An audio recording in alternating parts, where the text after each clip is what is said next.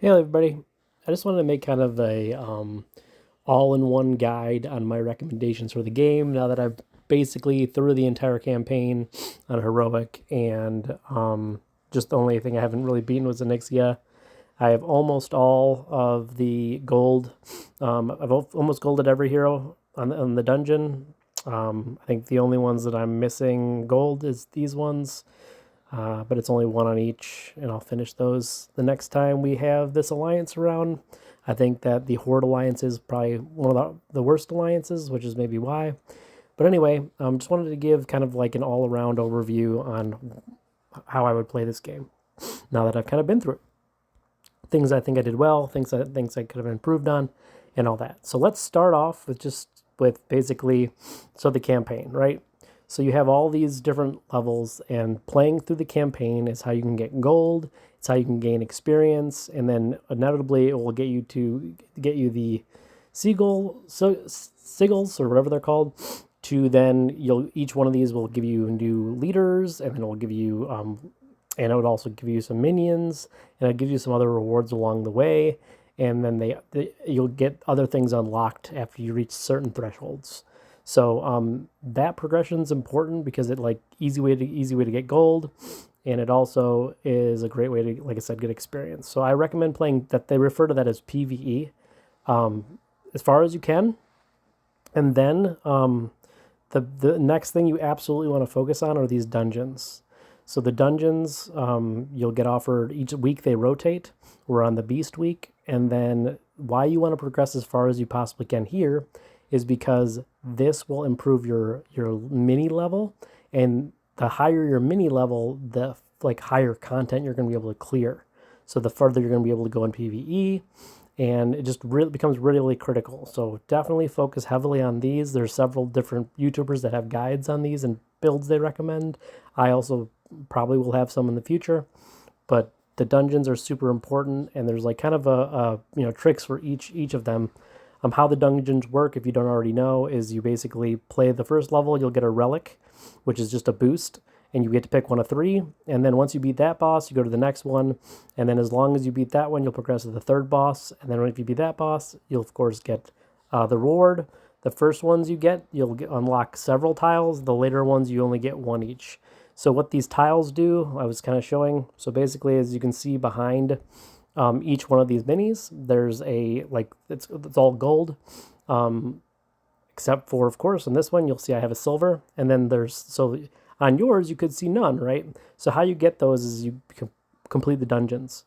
As long as your mini matches the tile requirement on the top. So for example, this top one, that's a horde tile. So because I have a horde minion on it, he's gaining the benefit, right? This is a ranged unit, and because I have a range on this tile, I'm getting the benefit. Now, if I put the ranged unit or the safe pilot there on like the horde tile, I wouldn't get the benefit. And the gold is up 3 levels from what you are. Silver's 2, bronze is 1, and then of course if there isn't one, you don't get the level boost. So this is why dungeons are super important to push, because then you'll get further along in the other ones, right? So PvP is kind of a later discussion. But yeah, so hopefully that makes sense. Also, there's this little tip here, and you can pick, if you don't want to know which ranged units are, these are the ranged. You can also click on a unit and go to info, and then go to here, and it will tell you, which one of these they have. So this one has ranged and elemental. So as long as I put him on one of those squares or a horde, because he's a horde faction, then of course he would get the boost, right? Okay, so the whole point of the game is basically to level minis.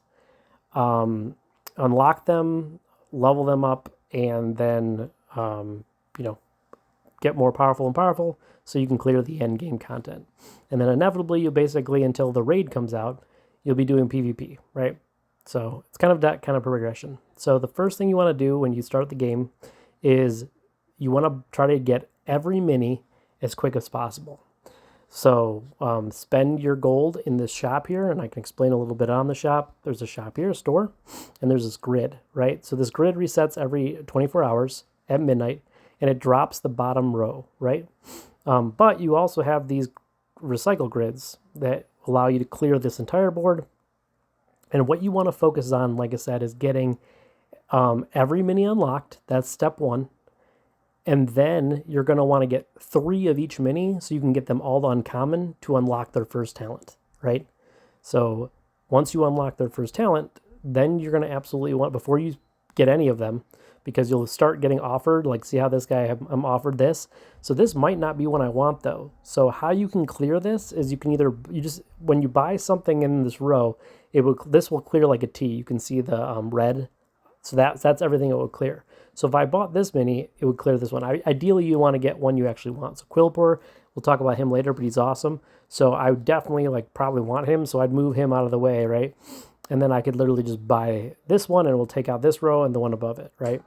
So moving is, in my opinion, beneficial to get more options here. So basically, I'll move a mini if it will give me more, get rid of more of these things that I don't want, right? Ideally, you'd want it to get 4, but usually I won't move more than twice to try to fix that, because it does cost 5 each time. So it is a little bit of gold, but it does, I think it helps improve your odds on the next minis to come without having to use too many of these recycle grids, right? So you get the recycle grids from completing an Arclight Surge, and we'll talk about those later too. But anyway, and the other thing is I think you get 2 every week, I think. So anyway, this grid is super important. First thing you want to do, of course, is buy all the minis, like I said, and then level them all to 3, and then unlock the first talents. So before you buy a talent, you're gonna want to go and get this app right here. It's a WarCraft Bundle build app, and it's on both Apple and the Play Store. And I pretty much agree with every single one of these. So if you want to see what skills you should level first, it's super important that you realize this. So for example, Blizzard tells you which one is the best. And I think I agree, other than the Harvest Golem, I think I agree with every single one of these. So this is by far the strongest one. And you might be offered it first, but you also might not be offered it first, which is why it's super important to understand this grid and how to clear ones you don't want, right? Cool. So as far as anything else in here, I would never buy any of this stuff. You get plenty of rare cores along the way. You get epic cores. It's really easy to do the guild event. It's really easy to do that. So I would never buy any experience or any of this stuff. I think it's a waste. I think you want to focus all your gold that you get in this game on this, and you just got to do it smart. Okay, so the other thing is, which minis should I level up, right? So there's certain minis that you use all the time, right?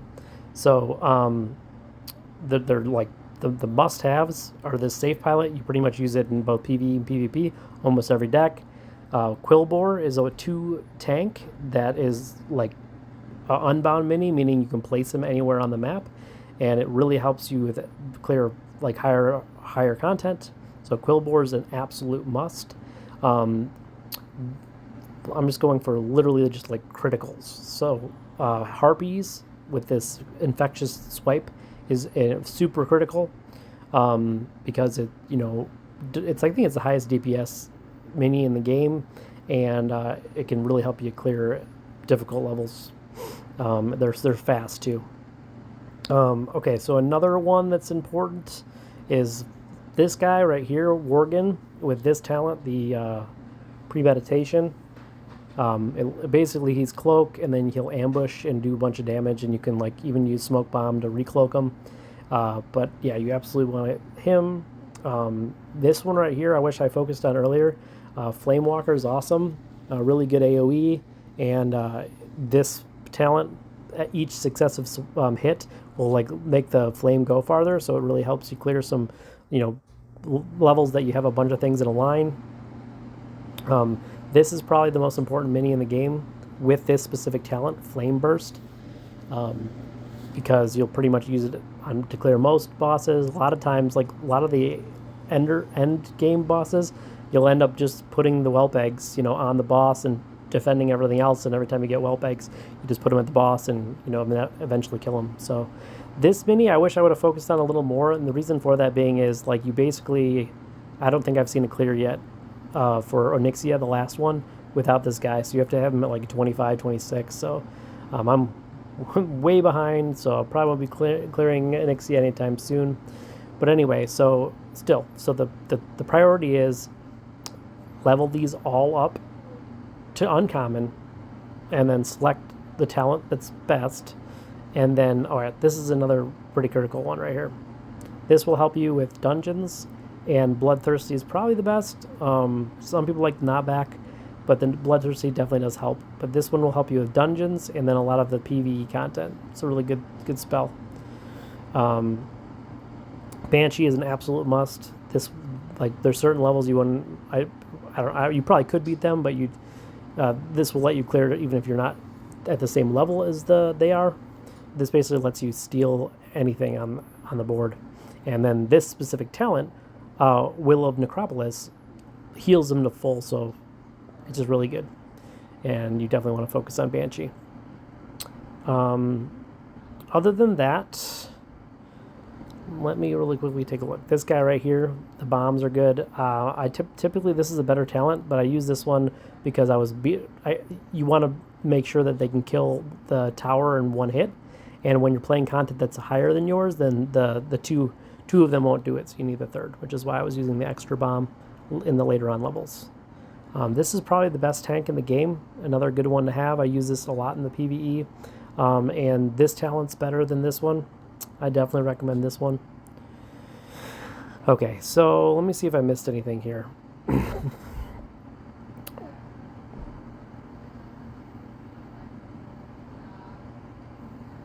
Yeah, not really. Yeah, so those are pretty much the ones that I'd focus on. This one's also really good with the 3 range. So, and the Gargoyle is a very tanky unit as well. I use him right now in some PvP decks. So the movement speed definitely helps here as well with this one. He's slow, but he's very powerful and he's a tank. As far as the leaders, so when you get like offered to level up with experience, I strongly recommend you actually do it. Focus on like leveling up the minis, because the more you level up the minis, the more your collection level will go up, which will then allow you to get more benefit from the tomes, more benefit from clearing quests, more benefit from all the things. Your collection level is really important, which is why you absolutely want to first unlock all the minis, then get them to uncommon, and then after uncommon you kind of want to focus on, because it gets pretty expensive. It takes like 10 minis to get them to rare, and then 25 to get them to epic, and then another 25 to get them legendary. So once you kind of get past that uncommon, you kind of just want to focus on minis you use for the rares. And then, of course, the epics are going to be your Quillbore, Safe Pilot, and Whelp Eggs probably are probably the most critical to get there. So, cool. All right. So we've kind of talked about PvE and clearing it. Once you get to, I think it's like 70 or something like that, then it will unlock the heroic campaign, which is much more difficult. But you basically have to beat each level with each faction or family. And then that's a really good way of getting experience, so you can level up your minis, as well as each one of them, once you clear them, you get 300 gold. I think if you didn't buy that offer for the 20% boost at the beginning, it's only 250 gold, but it's still a really good deal. All right, so how do you get gold? So gold is obtained a couple different ways. So every 2 days now, you'll get an Arc-Light Surge, which basically just some of these levels will start glowing, and you can play each one of them for 60 gold if you bought that purchase, or it's 40 if you didn't buy that purchase at the beginning. And then that's like the easiest way to get gold, because you'll just play them, right? So the second easiest way to get gold probably is playing, of course, through the campaign, if you have campaign to play, right? I've already beaten basically all those levels. I'm at 150. So I'm not benefiting from that anymore. But then really the only way to get gold beyond that is getting to a point where with the dungeons, where you once you've golded everything, then your offers begin to be, you get like 150 gold for clearing it. And some of these points right here, I think they're called like arc energy, But basically, this arc energy is how you can level up things from uncommon to rare, rare to epic, and epic to legendary. They get more expensive, obviously. I think it's like 20,000 to upgrade one to a legendary. And of course, you then need these cores. You get two of them, two of the legendary ones for completing. The epic ones, like I said, you get all the time because of your guild. So another thing about those Arclight Surges, that's how you basically progress here as well. So you can get how the guild points works is you can either get them by going 200 honor over in PvP. You get 200 honor if you, as long as you like progress one of your top 3 minis in PvP, and the Arc-like Surges also do it. So the deck you choose is kind of important because you want to work on the faction. See, the only one we're missing right here is the Beast faction right here in the middle. This is the only one we don't have. So next time Arc-like Surge happens, I'm going to make a deck for Beast mini, and then I'm going to play through the Arc-like Surge with those so that I can get these points to finish our thing here. And you get really good rewards. You see, I got the new mini. You got a little emoji, and then you get, of course, the epic cores. So pretty cool. And that's how you want to do this. And then I'll explain PvP later, and we'll kind of touch base back on that just because there is the guild. That's really all you can do right now. All right, so then we talked about dungeons. We talked about the mini levels. And we talked about the store. Okay, I'm just going to work through what I wanted to talk about. All right, I guess we can go through PvP now. Oh, actually, let's talk about experience. So how to get experience. So other than PvE, which is probably the best way to get it, right? Clearing the levels. The next way is you can either play PvP or you can do quests. So quests, they only give you like 90 to 100. I don't know, maybe once your collection level is way up there, it's in something in the hundreds. But basically, if you play, unless you get a boosted one, which is a 3x, the highest X you can get is a 5x. But basically, so this is 3x, so this is beneficial. So when I play this, you can focus on like something you're working on. So how this works is it tells you right here. So it gives you your lowest mini level that you're playing, another random mini in your deck currently, and then a random one from another. So this kind of lets you target a specific mini that you're trying to upgrade. So that's nice, but it is potentially slower than doing PvP because if you win a PvP match, it's ×2 every time, right? It's double these, right? And the most of the time you're going to get the non-bonus ones, right? You'll just get a regular one, which is only 90 to 100, right? So if you're trying to focus on a mini, the quests are really good. One thing about the quests that I learned early on is they get more difficult the more you play them with the same leader. But then if you just switch it to a different leader, then they become easy again. So that's why it's really important to focus more on upgrading your minis than it is the heroes, in my opinion, or the leaders, because when you're playing through the heroic campaign, even you need the most. I mean, you'll have to clear it with each family, right? So that's why it's better to get minis that you don't. Half the missions that I've played, I didn't even use a leader for the majority of them. So the leaders don't even really matter, and that's why I'd strongly recommend just focusing on upgrading your mini levels that aren't your leaders. Later on, you can focus on leaders, but to get through the campaign, I would definitely suggest that. Okay. So then, one of the last ways to get gold is, so through here, unfortunately, once you get to a certain level, so there is, way up here, there's a gold reward, but there are gold rewards along the way.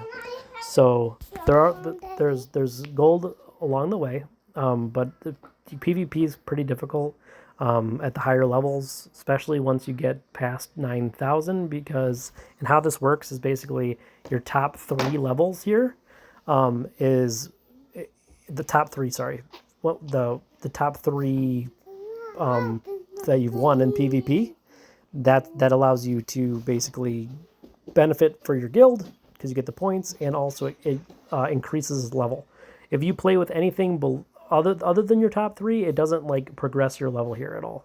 So, but yeah, so okay, so yeah, PvP is decent. You get gold, you get experience, but it is kind of, like I said, it's pretty difficult. And when you get way up there, you're playing with the whales, who some of them have spent a lot of money on this game, and it becomes very difficult. Okay, so the last thing is just a little explanation on this, just in case you don't know. So you can sort the guild by your seagulls. This is just who's online, of course. This is your collection level, so whoever has the highest collection level will show you here. And then this is their whoever the PvP honor score, and then it just shows your member of highest. So what this is highest PvP, like in the guild. That's what that is. Your highest ranking PvP. I'm Platinum 2, and that's why I'm the closest to me is Silver 2. So anyway, so last thing. There's three YouTubers that are super helpful. So this Arclight battery guy, really good for PvP. I think he's really helpful for PvP. So is Scoundrel at the bottom, but I use Scoundrel for mainly the dungeons decks. He does good dungeon decks, and he does some good PvP as well. Shows you some free to play recommendations. I learned a lot from him as well. And then Bulava, probably butchered the name on that one. I basically, for most of the heroic end game content, I used learn from what he recommended on the decks for the clearing the heroic campaign, and then the play style as well, and then kind of just made my decks for it. They had to make some modifications, but he was really good for the campaign. So those are the 3 recommendations. And then also, as far as Discord, if you go to Scoundrels, he has a Discord link for his, and you can ask questions here, and this is a really good channel to join to understand how it all works, recommendations, and he's pretty active here. So anyway, that is how I would play the game. Hope this was helpful, and have a great rest of your day.